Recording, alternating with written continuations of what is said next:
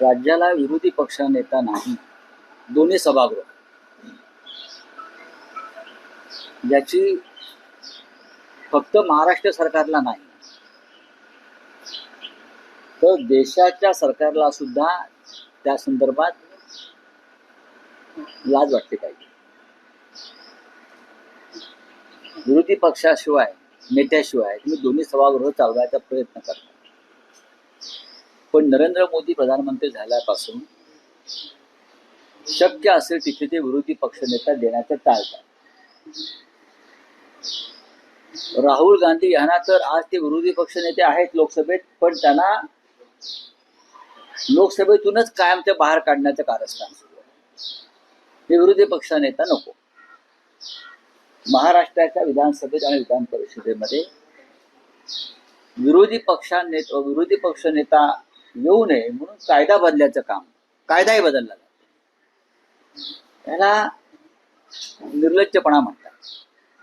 तुम्ही लोकशाही मार्गानं सत्तेवर यायचं, लोकशाही मार्गानं मुख्यमंत्री व्हायचं, मंत्रिमंडळ स्थापन करायचं आणि त्या लोकशाहीत जे विरोधी पक्षनेत्याला स्थान आहे विधिमंडळात तेवढं टाळून बाकी सगळे उद्योग करायचे.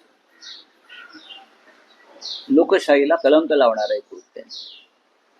विधान परिषदेत आणि विधानसभेत विरोधी पक्षनेता दिला तर तो अनेक विषय घणाघातीपणे मांडेल, अनेक विषयांवरती चर्चा घडवून आणेल आणि सरकारची कोंडी करेल. या भीतीपोटी जर विरोधी पक्षनेता नेमायचा असणं ही सरकारची भूमिका असेल तर हे सरकार एक नंबरचं डरपोक.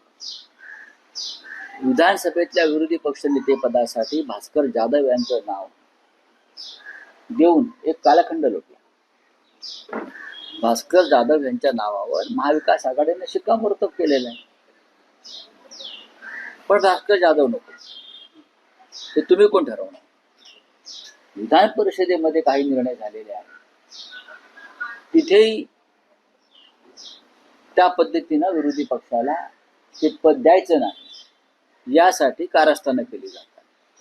हे महाराष्ट्राच्या ज्या मातीतून डॉक्टर आंबेडकर यांनी संविधान निर्माण केलं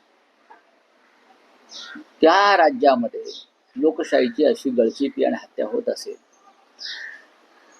तर त्याची इतिहासामध्ये नोंद होईल. काळ्या कुट्टशाही हे राज्याच्या मुख्यमंत्र्यांनी लक्षात घेतलं पाहिजे.